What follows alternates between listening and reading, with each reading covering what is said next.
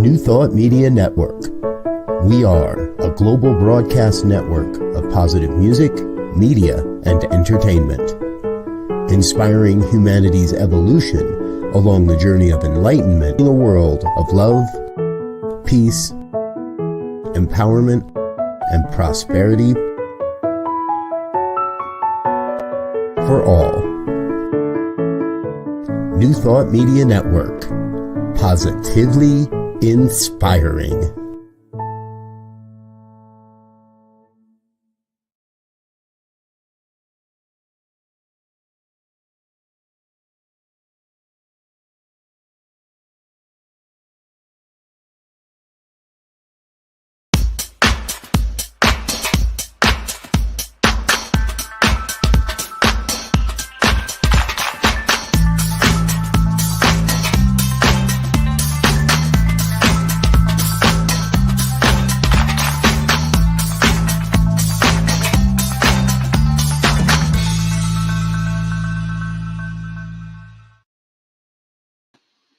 Why, hello, it's me. Yes, me, Bonnie Gonzalez, your doula for grief. And I am a grief coach, a registered nurse, a religious science practitioner, and a licensed soul collage facilitator. But most importantly, I am a human being right here on the planet with you. So thank you for joining me whenever you're joining. If this is your first time, I just want to say welcome, and I want to assure you that you have come to the right place to begin your healing, to begin your healing on your journey of recovering from grief. And I just applaud your courageousness for tuning in and that desire to heal. And if you're a returning guest, welcome. Thank you for coming back. Thank you for continuing to trust me to help you with understanding grief. And here's what I want to say to that, to grief and loss. I want you to know that loss is what we experience and grief is what we feel.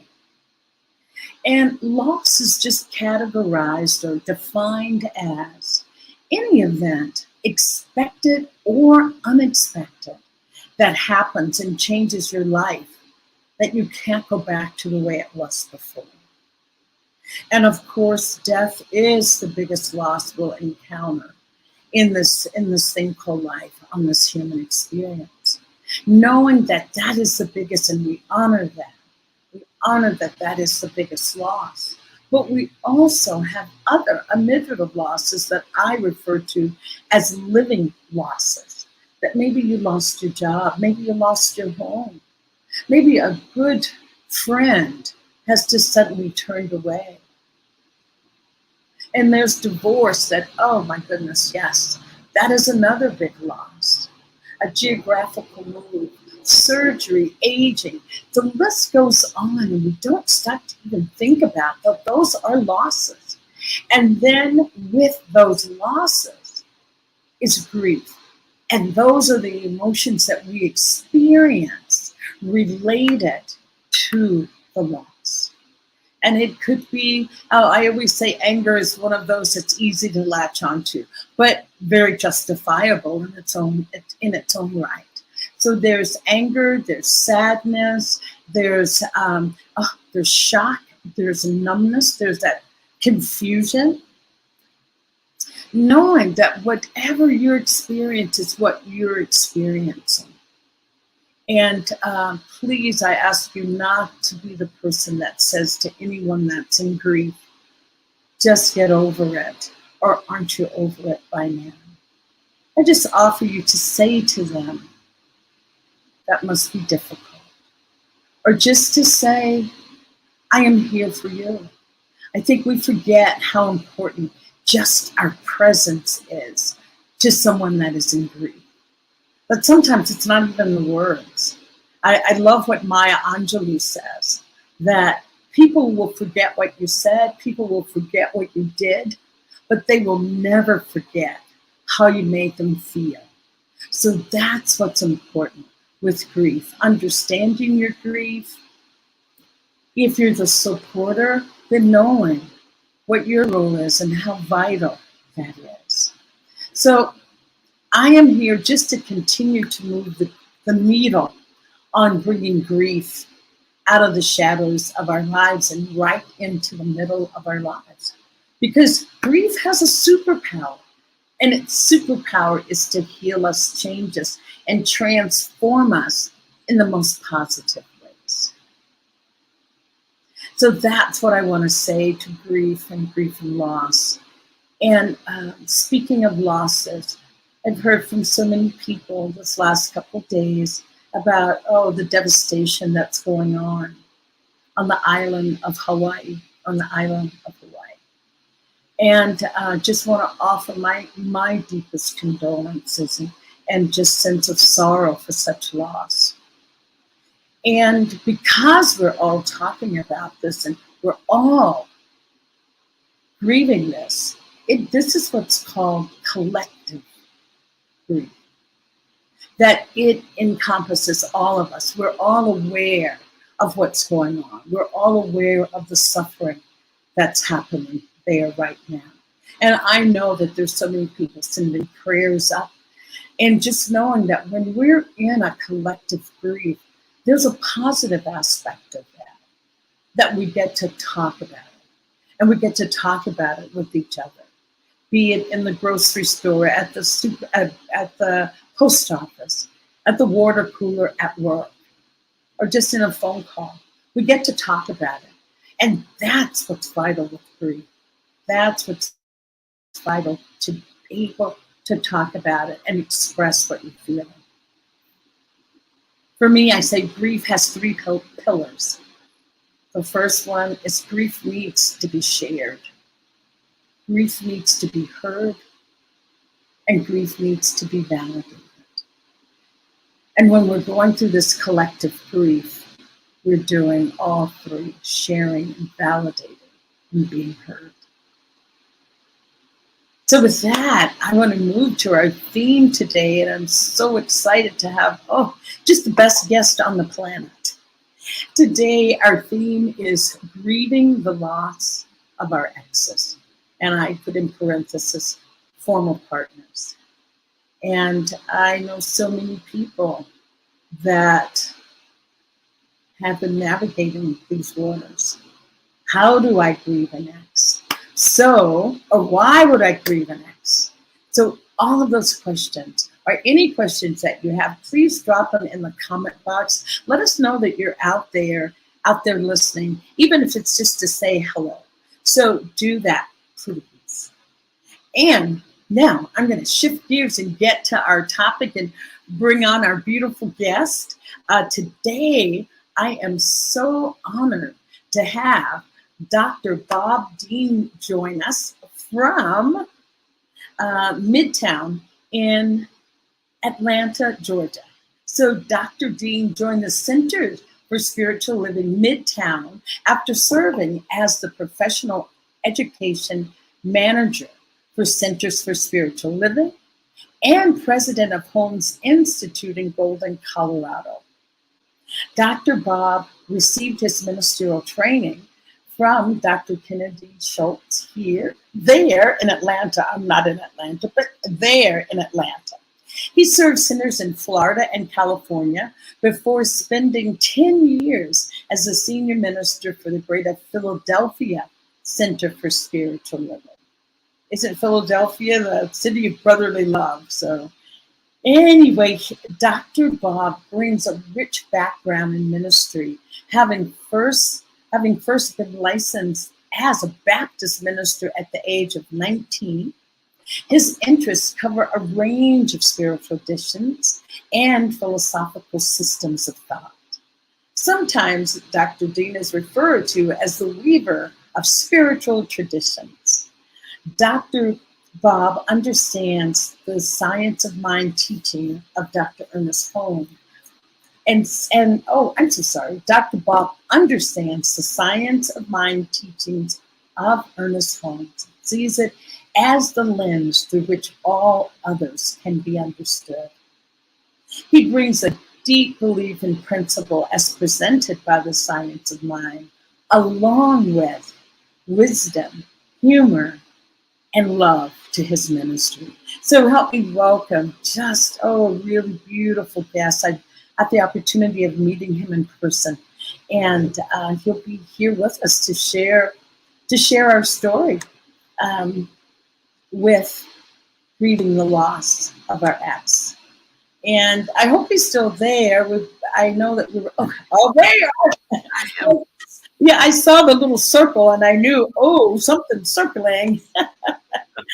So welcome so much, Bob. And I just want to just say thank you for your yes to today, because I know that sharing your story will definitely help someone else.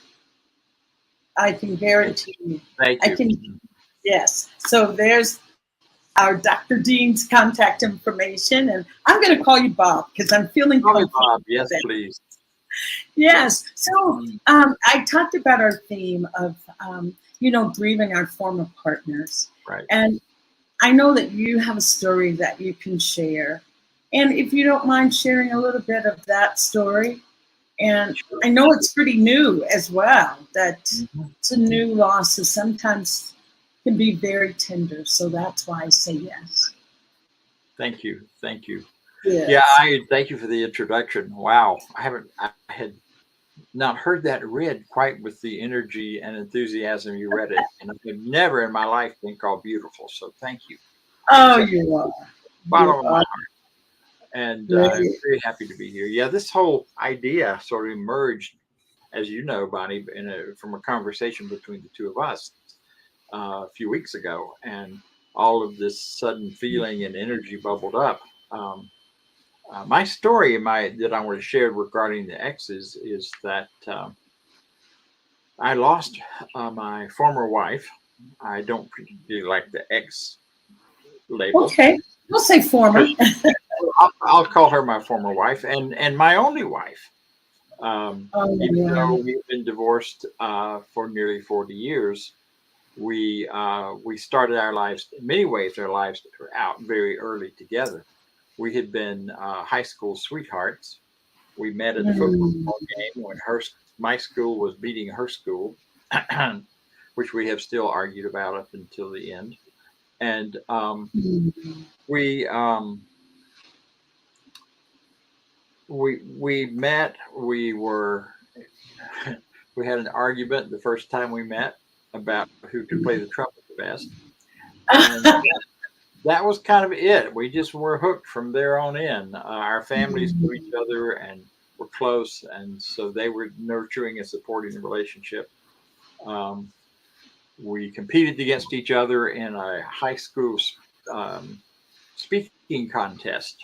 I guess our various schools. She won. I lost, but we were the top two contestants. And I think I've been in this ministry all these years since then to prove her wrong. Although she did a better job. There was no question about it. I knew it at the time. But the story is that after having that start, in April of this year, she passed away. Yes. And very quickly and very, well, the process wasn't that quick, but the surprise ending of all of it was she was in the hospital since December for what was supposed to have been a simple correction surgery. They did the corrective surgery, and then her body just never restarted. Wow. And with all of the things they tried and whatever, and like you, she was a nurse. She was a nurse practitioner, primarily with neonatal diabetes and all kinds of, all in that area. So when they finally told her, after trying all kinds of things, that there was nothing else they could do, she really knew and understood what the end would be. She understood the process really well. And just one question, Bob. Sure. What was your wife's name? What was your former wife's name? Her name was Kay. She was not Kay. It was Linda Kay Jackson Deen Mann. Yeah. And made her transition on April 3rd of this year. And And I was looking that back up because as we were in conversation about this before we started, it was like a few weeks ago. Well, that's more than a few weeks, but I know that is part of what grief does. That there's this whole accordion thing with time where it can shrink down and go away. And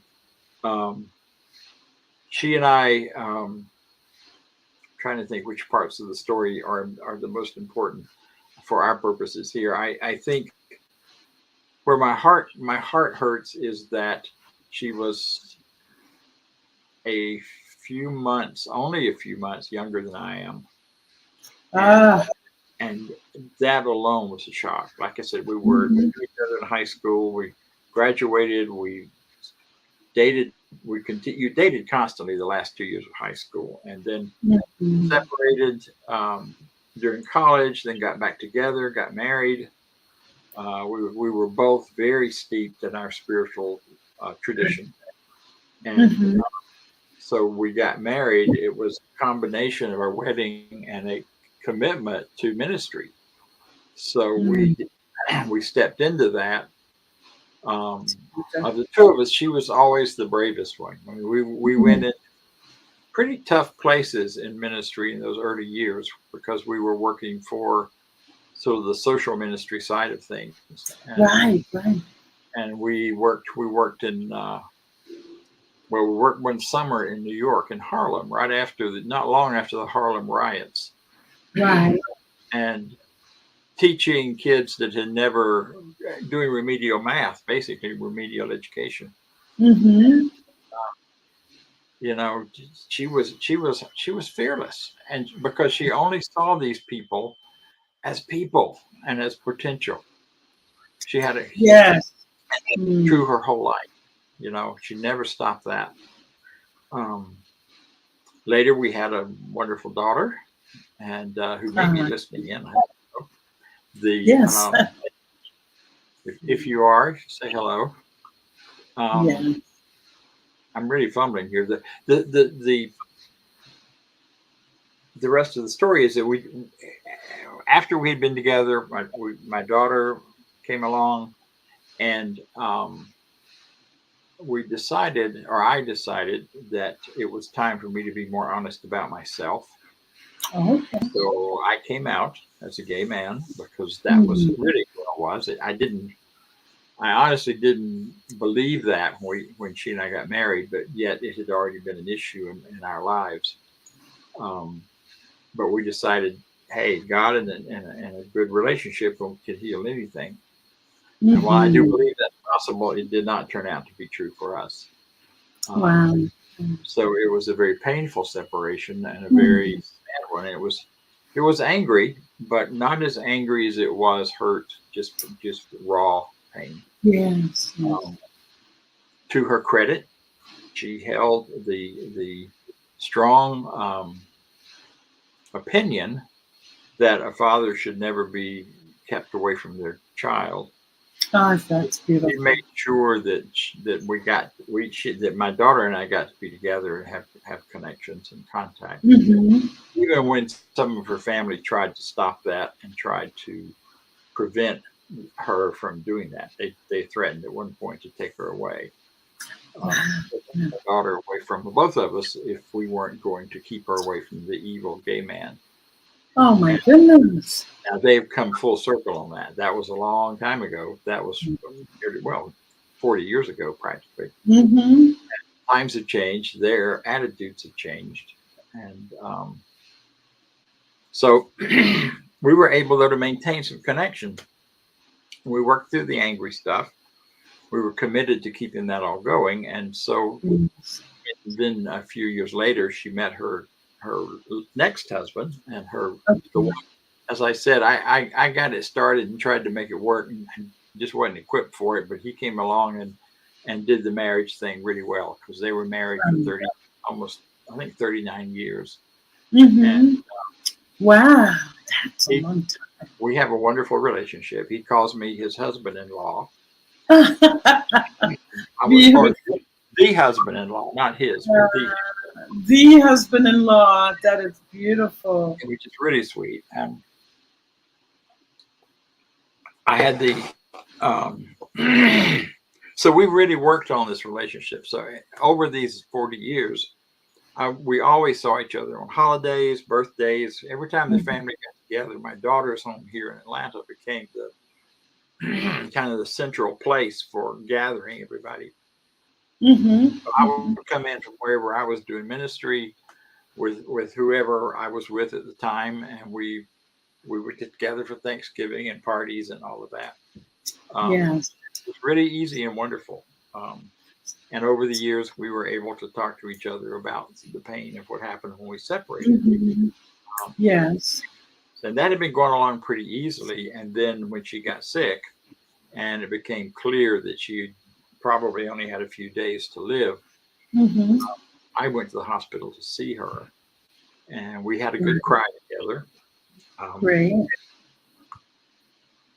For both the fact that she was leaving and the fact that there was so much history with us and the pain that we had been through and the wonderful, joyous things too. It wasn't all pain. Right. And then she whispered in my ear, "Please stay." So I came and went from the hospital, but I was there with her when she made her transition. Wow. As was my daughter, and as was her sister and her husband, of course. And I think one friend. So we were able to be right with her, and she passed to the other side with the same strength and power that she had as a person. Her faith was so strong, and her belief. And it was a really sweet ending. And I was surprised and shocked.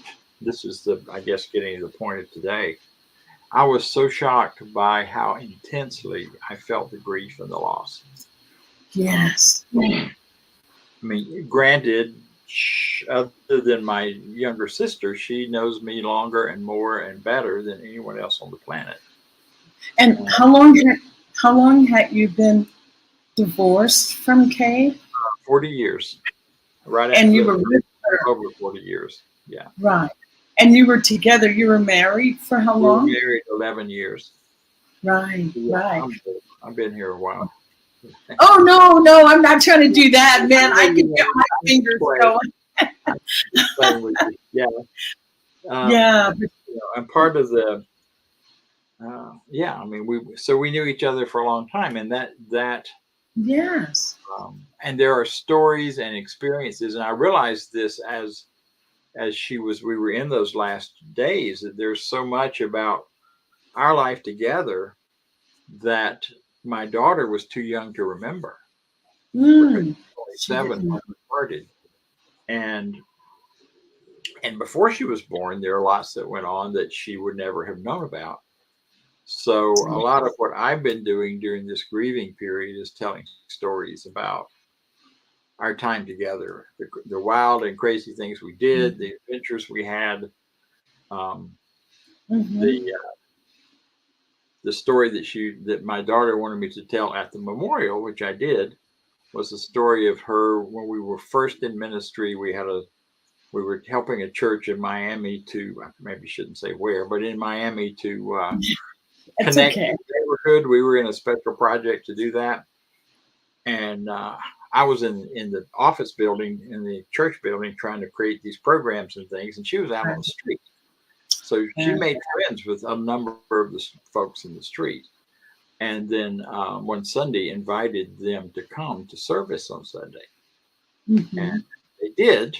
She walked in with her little posse of ladies. Ladies of the evening, as we call them those days. Oh no! I mean, oh yes, wonderful. Oh, yeah, right, exactly. But oh no is what the congregation said, because they wanted for that. I wasn't prepared. I was sitting there up front on the stage. I didn't know that. I just knew these were people that she had gathered into a Bible study and really ministering to.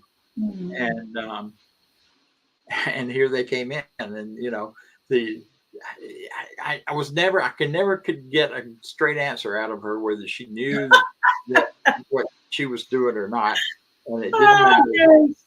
It didn't matter. Yes, it was such a beautiful moment, and the church just had to deal with it. That was all there is to it. They could not ignore the people that if we were going to be connected with the community, this is our community. This is the neighborhood we're in. And they dealt with it by firing both of us and firing their minister, and then moving out of that community completely. So I'm sure we were just one small part of all that. Yeah, it sounds like you guys went through a lot together, Bob. A lot together as two people, not just as a couple, but as two people navigating tough times together. Tough times. Yeah, that end of the 60s, early 70s was a tough time, and we were in difficult locations. We were in Harlem, we were in Miami, we were in other places, and figuring out what to do and figuring out how to be married. Yeah, and yes, figuring out your journey. It's a part of your journey, figuring out what direction. That's what I call it. I just want to take a minute to acknowledge that Megan is here with us. And I thought Megan was saying hand pink waving. It's just telling me that it's a pink hand waving. And I was thinking, I don't know what that means. Maybe that's a sign. And then we have Wayne from Calgary. Wayne joins us when he can, and he's talking about white light in all the cosmos. So there's that white light, yes, that guides all of us, Wayne. Thank you. Yeah. So, Bob, I just want to get back to your feeling, because I too lost an ex who I had not seen for 25 years. Oh, wow. Yes, I had not seen him.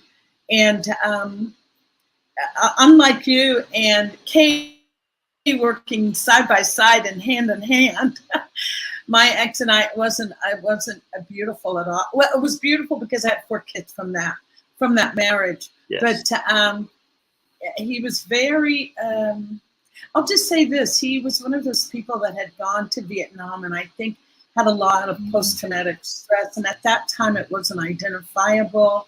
It had come from a home that was very difficult. So our relationship was somewhat difficult. And just like you were saying that you were being very painfully honest with Kay about your sexuality, that takes a lot. It takes a lot of courage. And what I was going to say, how I can relate to that, it took a lot of courage for me to say that I couldn't live with someone who was so abusive. It just takes courage. It does. And it sounds like you were separated, 40 years. And, we think that, we're separated, we've gone our ways, and if they die, oh, well. But my goodness, that is not the. It's like you're grieving 2 losses. Here's I'll keep it in the eye. But I again grieved. When he died, grieved the loss of the marriage, the divorce. Then it was a second grief that now he's completely gone. There's no way to make amends, to go back or do anything. It was and. Maybe I'll add a third thing on. It was a chapter of my life that feels like was suddenly erased when he was gone. So I'll ask you to speak to that aspect, how those, I call it a double whammy or sometimes a triple whammy. Yeah, I think a triple whammy is more accurate. You're right. Yeah, it was. And because in those last days and in the days right after she was gone,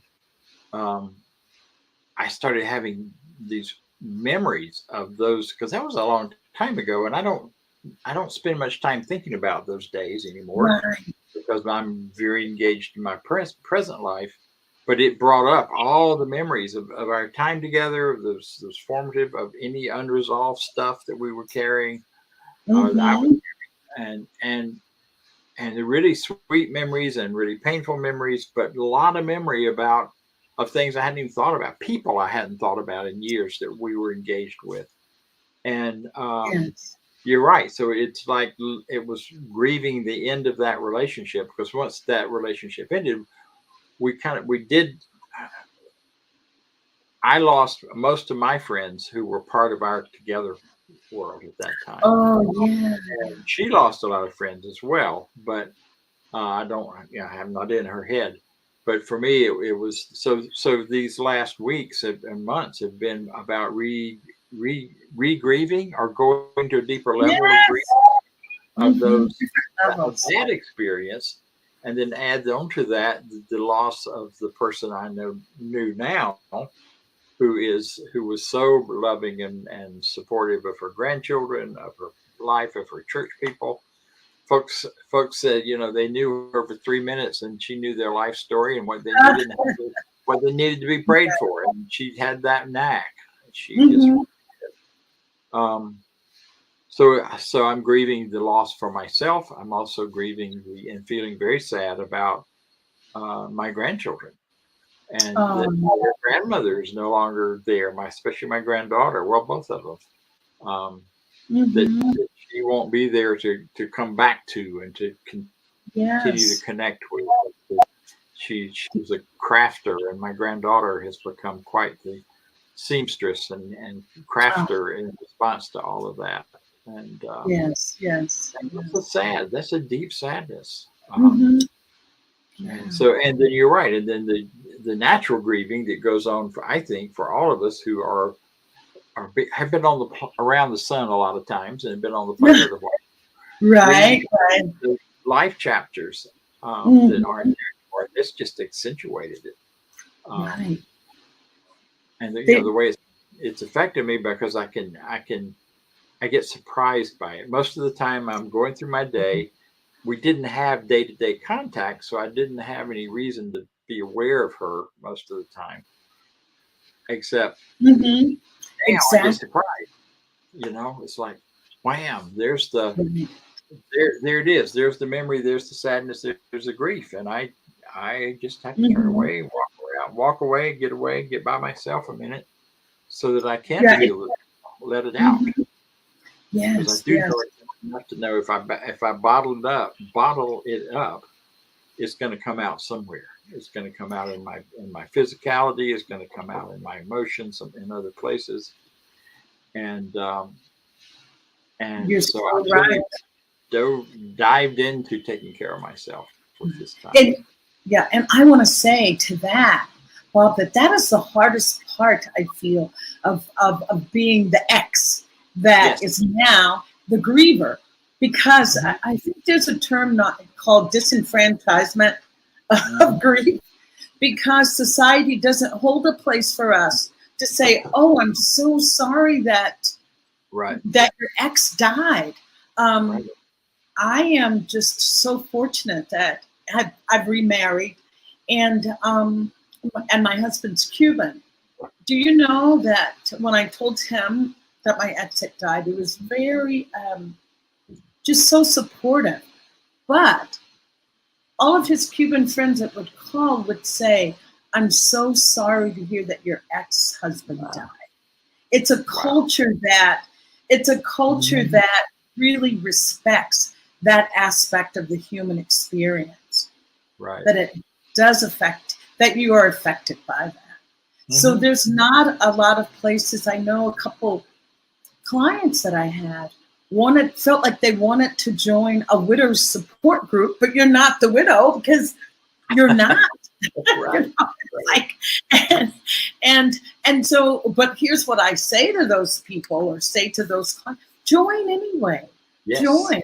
Yes, I joined something called Soaring Spirits. I went with my sister because her husband had died, so I got a pass. I said, thank goodness my ex gave me a pass to get in, and could really, that's led me to become a doula for grief, looking at what people do need and how they need it. And I want to get back to, again, what may have come up for you, because you did talk about this a little, the guilt. Was there guilt that you felt that you needed to work through, or had you already worked through that?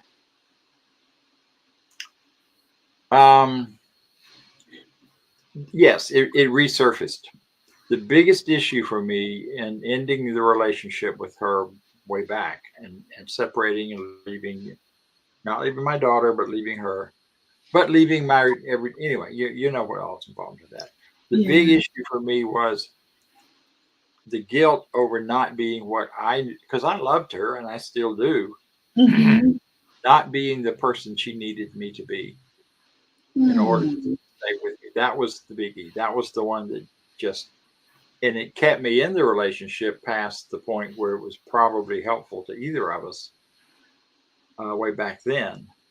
But because the guilt was that I just couldn't accept that I couldn't be the person she needed because I cared so much for her. And when I finally began to accept that way back yonder is when we began to separate and finally did separate. But that came back up again. It was like in my face this time. Like I was feeling it fresh for the first time, as if that meant something in me is flawed, something in me is wrong.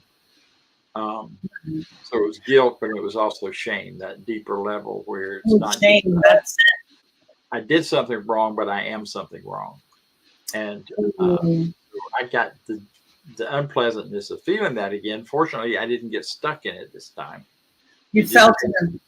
Yeah, it did take me years of therapy to finally move beyond it, but it definitely was a process and part of what I feel. Yeah, and I want to ask you something deeply personal, and you don't have to answer it. But when you were saying that you felt guilty that you could not be the person that she needed you to be, when you shared, with her the truth of your own, sexual preference, was there some part of you that was hoping she would accept that would be accepting and say, I'm just wondering, because I'm just wondering, and I'll say why later. Okay, well, our story was different than many because I broke off the engagement because I knew I had to sort that out. And so we ended it before we got married. And for about 2.5 months, we both sought counseling. And then she reached out to me and said, if you will be faithful to me, then I really believe this can be healed. And I would like to be that person to be with you to do that. Now, those weren't her exact words, but that was the intent. Wow. So there was an acceptance. Yes. Oh, there was. Absolutely. And, we didn't tell anybody else. That was our secret, other than our particular therapists at the time or counselors. And both hers and mine advised against it. They knew that probably wasn't going to work, but each for our own reasons, we had to try. Yes. Get into that, and so once we began separating, it was, and I say it that way because it took a while. We began separating emotionally before we ever moved out, and there was a lot of grieving with that, just the feelings of it. Yeah. But once we got, I just completely lost my train. So there wasn't so much a matter of her or either one of us kind of saying, okay, this is brand new, we're being betrayed or shocked, because we both knew. Yes. We knew the stories, and that helped my guilt, frankly, that I had not gotten into this and then tricked her. And I honestly believed that I would change because I wanted to change. I was convinced of that. And that's another whole program. But yes. Okay. I'll sign you up for that program. Sign me up for that one. We'll talk about it another time. But but all of that resurfaced. I mean, it just came bubbling up again once she passed away and once she died. And Bob, after she died, with all these emotions that came up, Did you seek any help?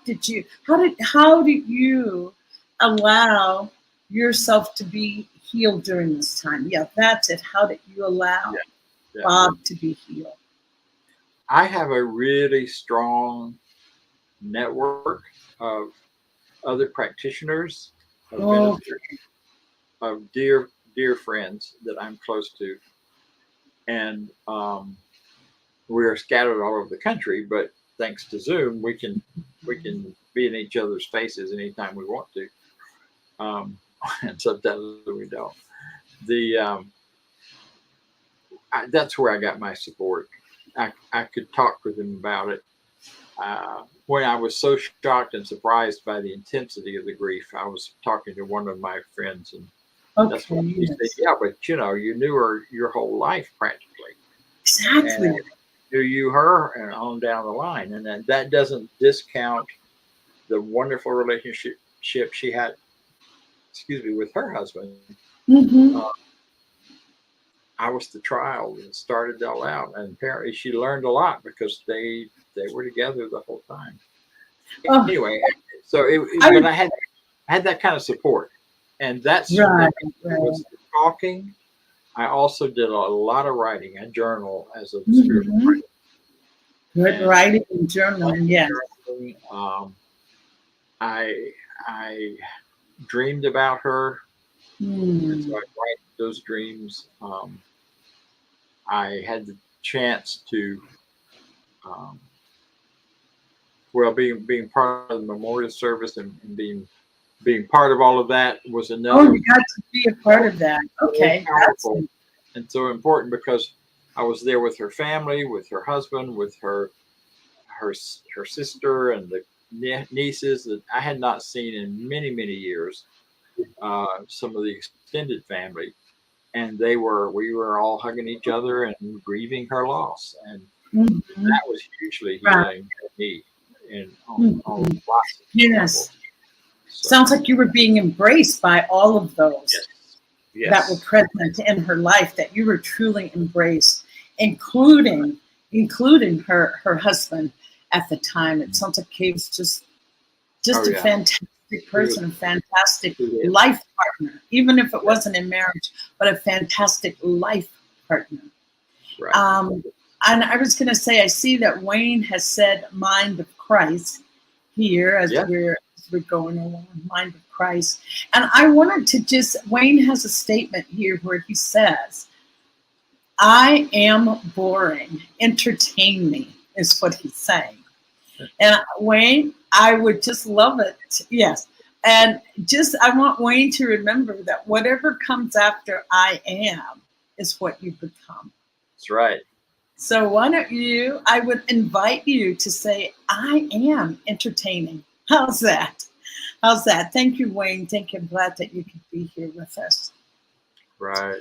And you talked about writing and journaling and getting spiritual guidance. Those are definitely steps that are wonderful. Not wonderful. I don't want to use it that way.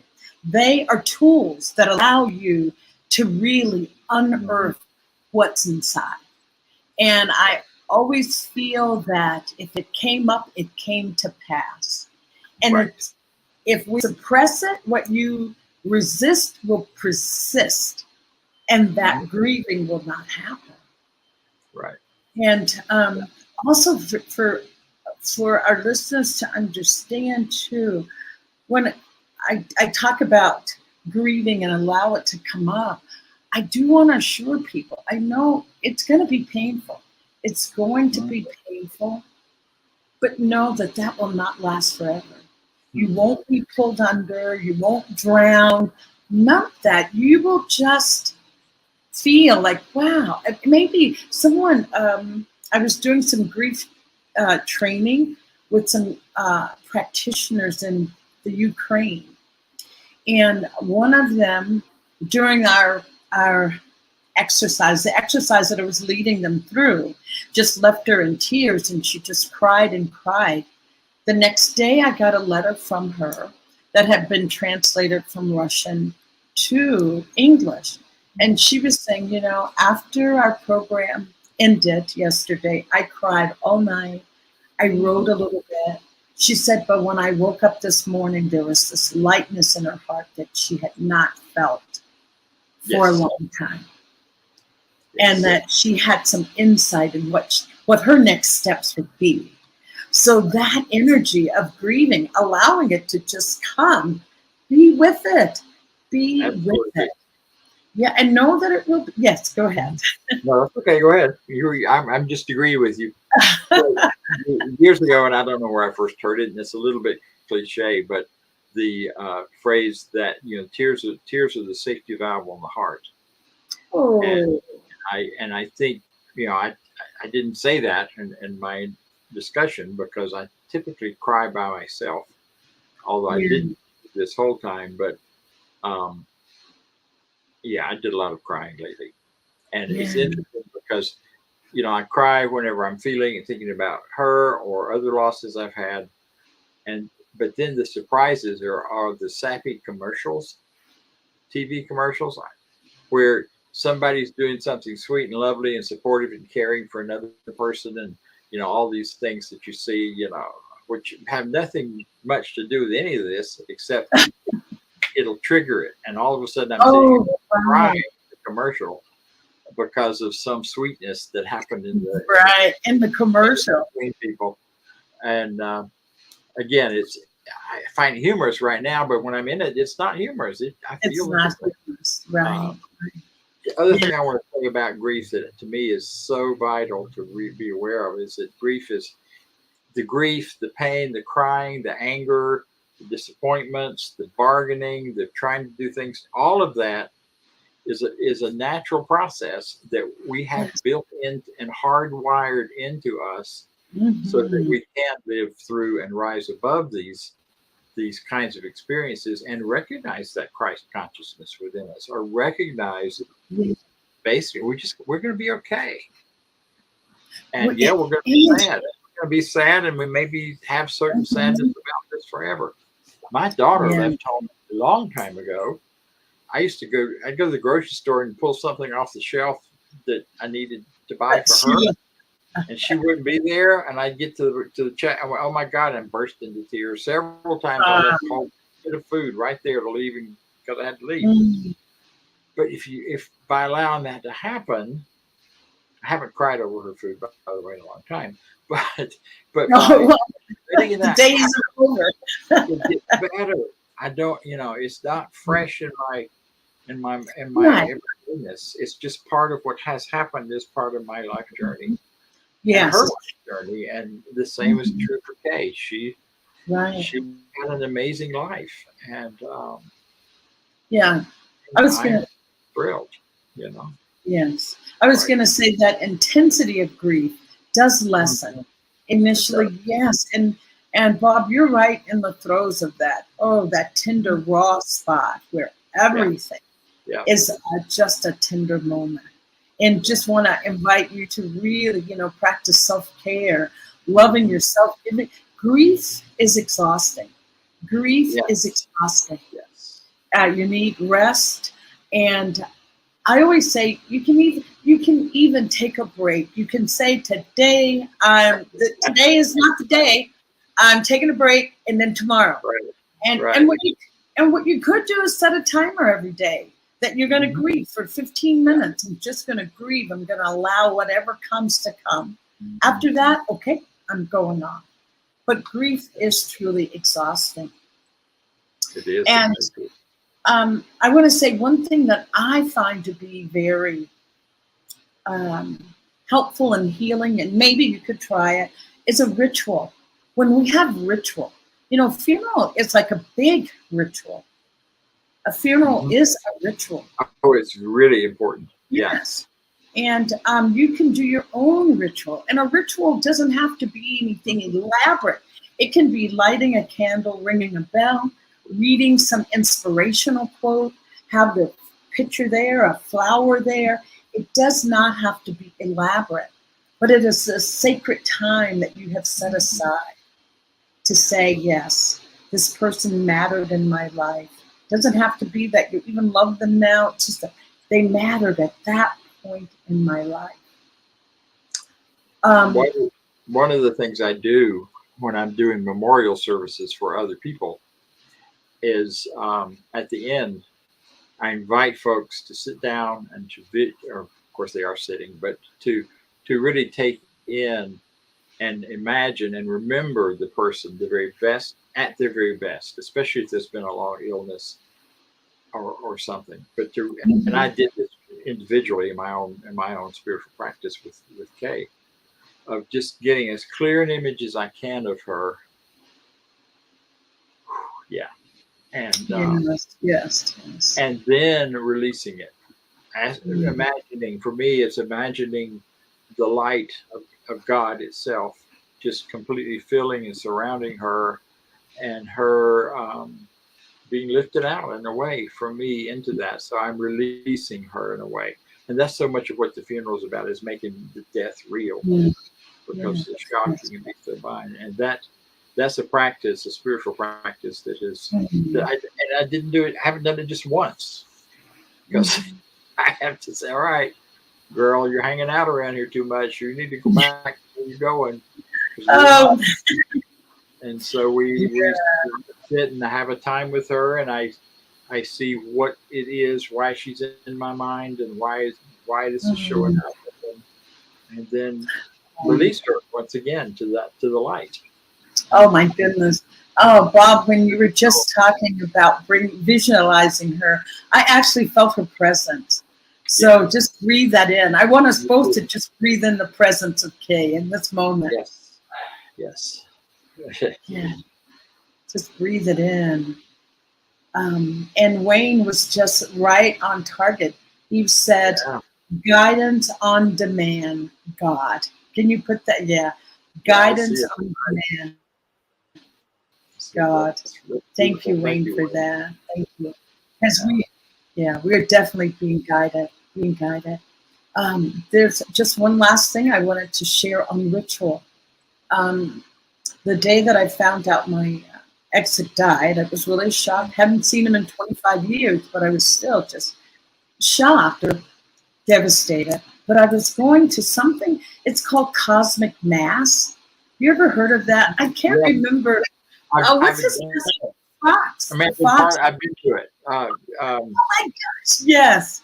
I had his name till you said yes. It's a that Fox. Whole thing remember, it's contagious. Yes. I think it's Matthew Fox. It is Matthew Fox. Fox.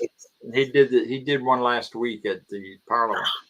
I wasn't Oh my there, goodness. He did one every year there, or every time they meet. Yeah. Well, it was my first one to go to, and the way it's done, it's beautiful. You start out in community with the spiral dance. It's very visually stimulating. And then they do something called the Via Positiva, where it's just beautiful. And then they do the Negativa, and you see all the destruction happening on the planet. Right. And then you tap into your own losses.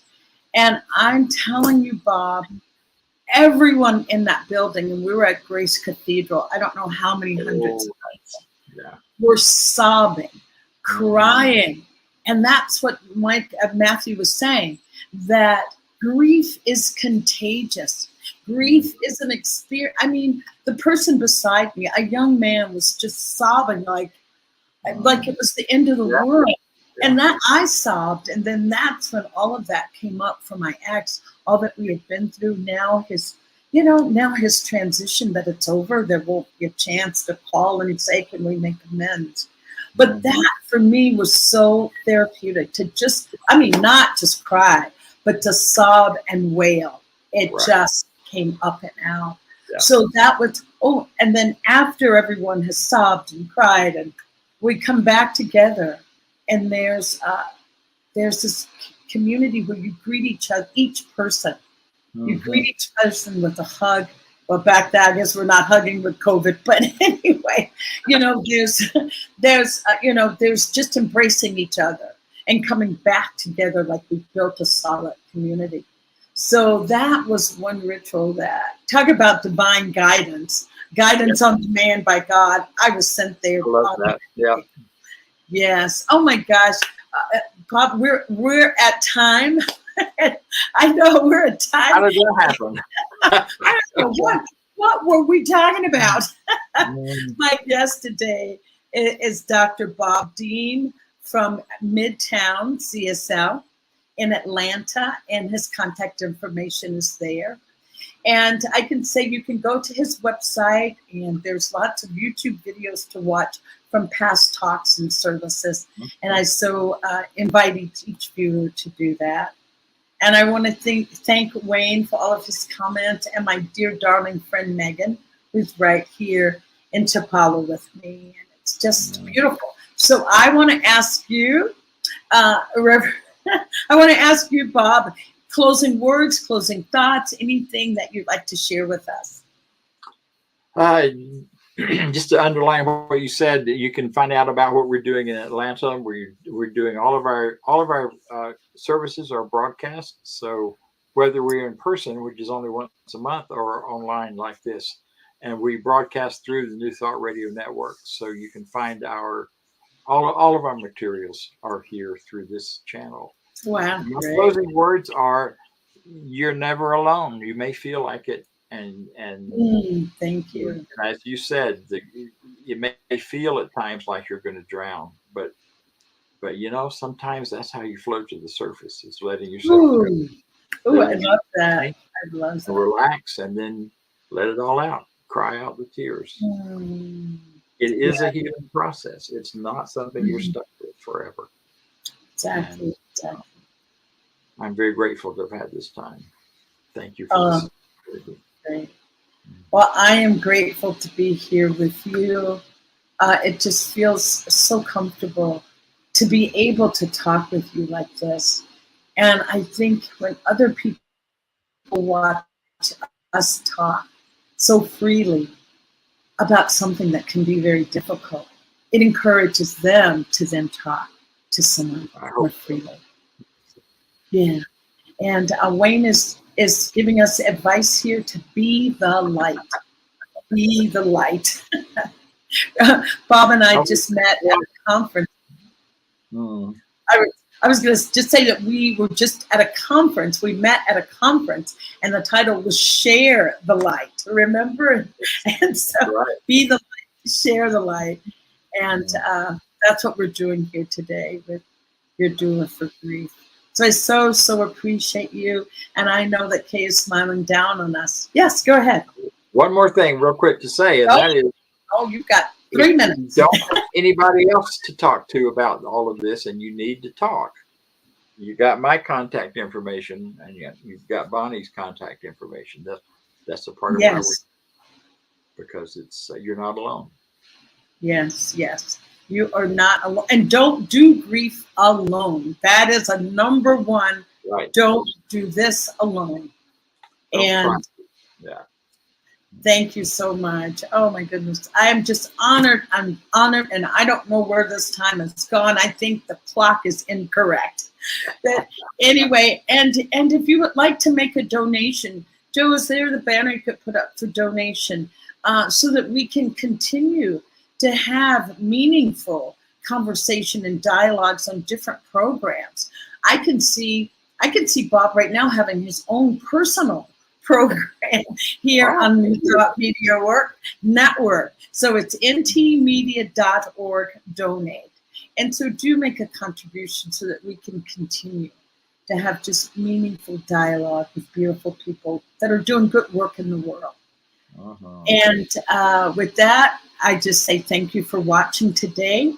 And what I'd like to just offer you to do, I want you to just go to the mirror, look yourself in the eye, and say, what do I need today? What do I need today? And honor whatever need comes up. Honor that. You are so worthy. You are so worthy of having your needs met. So thank you, and I'll see you next time. Yes. Dr. Bob Deen with us. Ciao now. Besitos. Bye-bye. Ciao. Bye.